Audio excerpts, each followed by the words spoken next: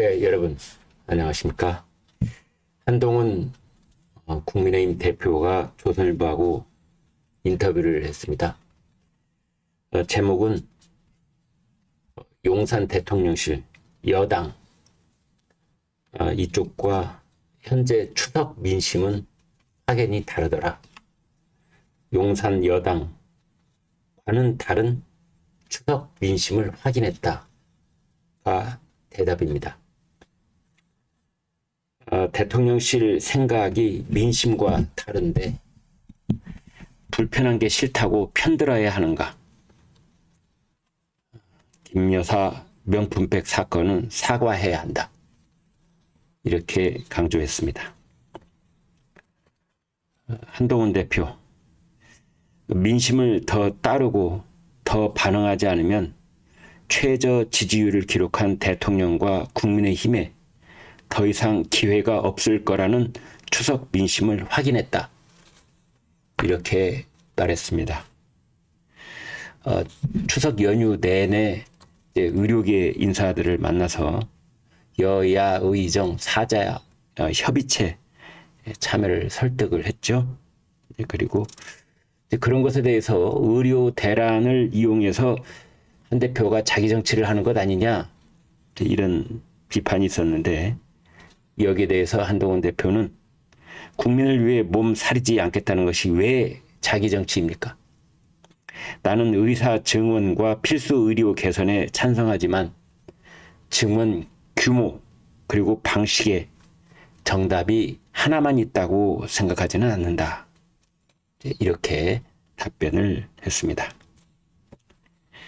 당 장악력이 떨어지는 것 아니냐, 이런 지적에 대해서 한 대표는 당을 꼭 장악해야 합니까?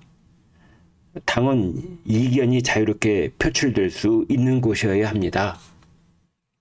이런 답변을 했습니다.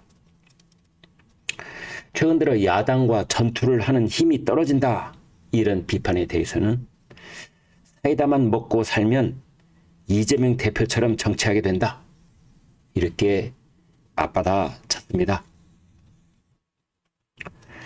윤석열 대통령과 좀처럼 풀리지 않는 관계에 대해서는 대통령실 생각이 민심과 동떨어져 있는데 불편해지는 게 싫다고 편들어야 합니까? 대통령과 불편해지는 걸 두려워하지 않아야 당정 관계가 건강해집니다.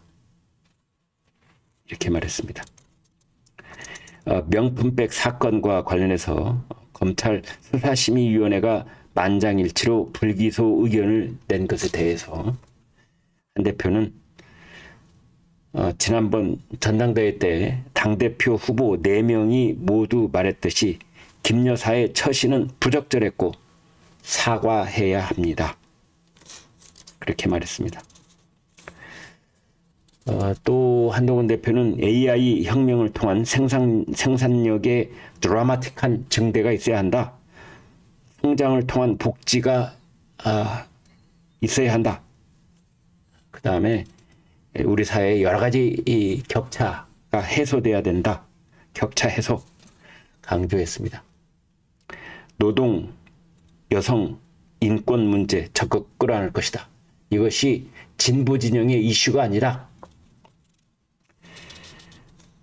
금융투자소득세에 대해서 민주당이 그 금투세를 시행을 해야 한다, 이런 의견을 굽히지 않고 있는 것에 대해서 한 대표는 나 한동훈이 아니라 대한민국 1,400만 명 주식 투자자와 민주당은 싸워야 할 것이다, 이런 답변을 했습니다. 조선일보 인터뷰를 진행했던 김윤덕 선임 기자는 한동훈 대표가 키높이 구두를 신은 건 아니었다, 이렇게 확인을 했습니다.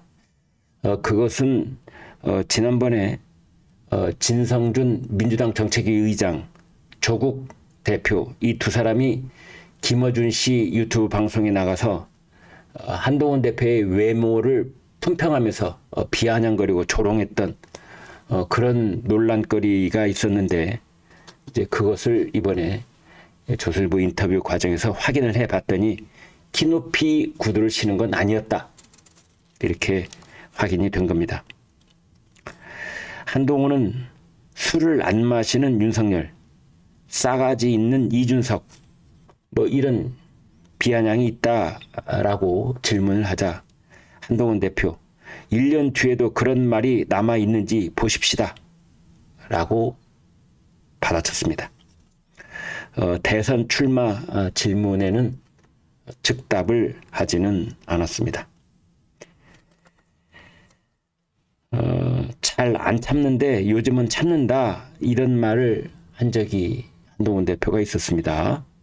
그런데 왜 그렇게 하는 것이냐라고 하자 한동훈 대표가 지금은 인내가 필요한 때이다, 이런 답변을 내놓았습니다. 조직과 진영을 이끄는 당대표는 해가 오랫동안 뜨지 않아도 달을 보고 가야 할 사람이라 그 책임감도 달라져야 한다.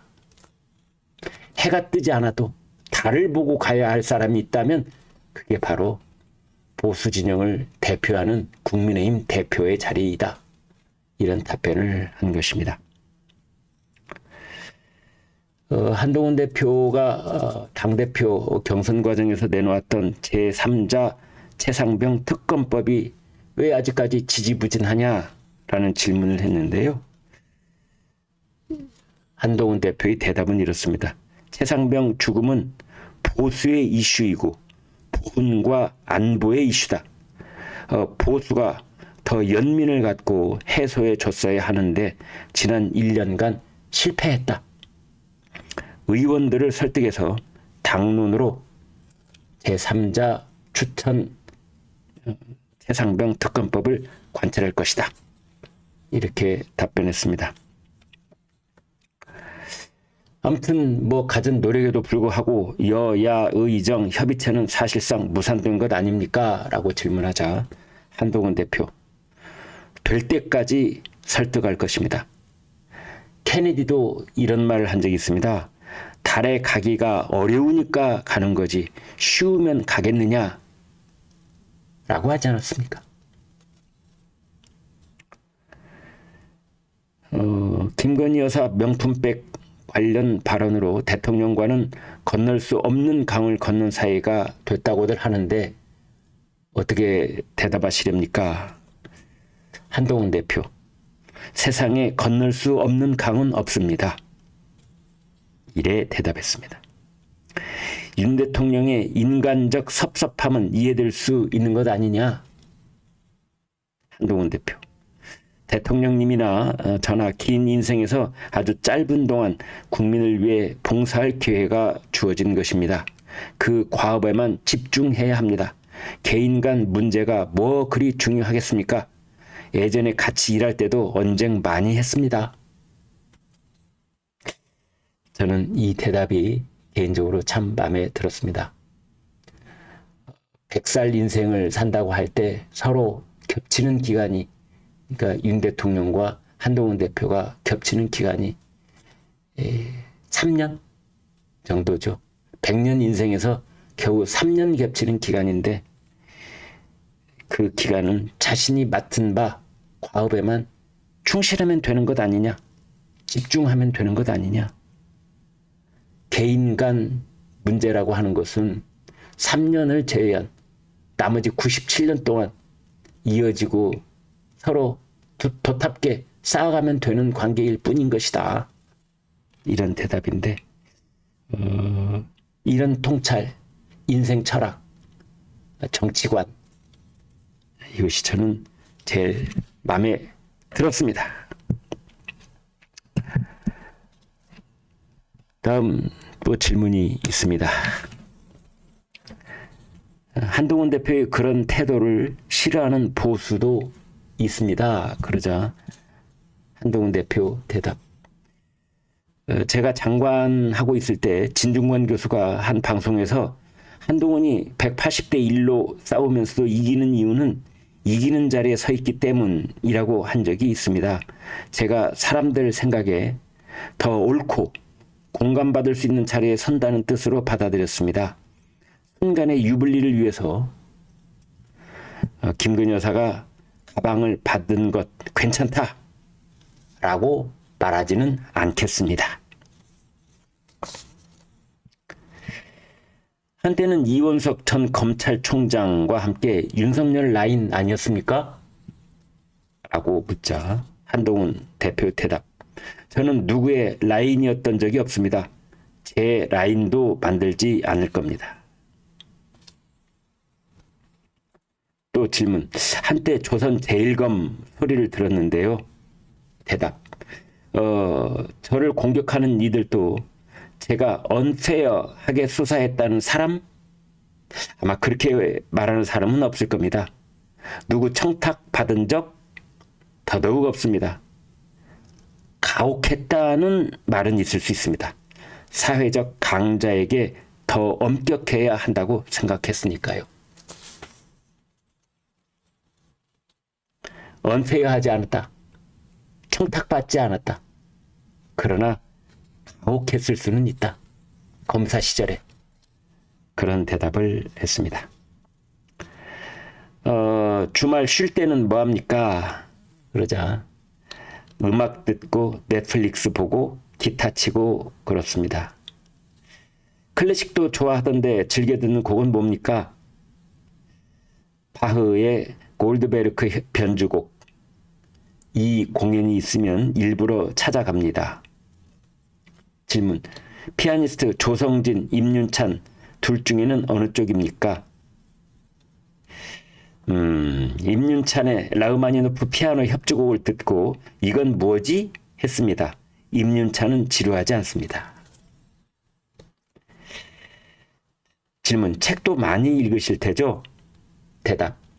언젠가 읽겠지 하고 사두는 책은 많습니다. 이제 그러면서 서로 웃었습니다. 천병희 선생이 번역한 그리스 고전을 특히 좋아합니다. 크세노폰의 페르시아 원정기, 투르키데스의 펠로폰네소스 전쟁사 같은 책들입니다. 질문. 그런 책들은 지도자가 되려는 사람들의 필독서인데 조선 제1의 정치인이 될 생각입니까? 한동훈 대표 대답. 아까도 말했지만 뭐가 되겠다는 생각은 내 머릿속에 없습니다. 출세도 할 만큼 했습니다. 다만 저는 비관적 낙관주의자입니다. 박찬욱 영화 중에 사이보그지만 괜찮아 라는 영화가 있습니다. 거기에 희망을 버려 그리고 힘내 라는 대사가 있는데 좋아합니다. 네, 여러분 구독, 좋아요 그리고 멤버십 라는 성원 부탁드리겠습니다. 여러분 대단히 고맙습니다.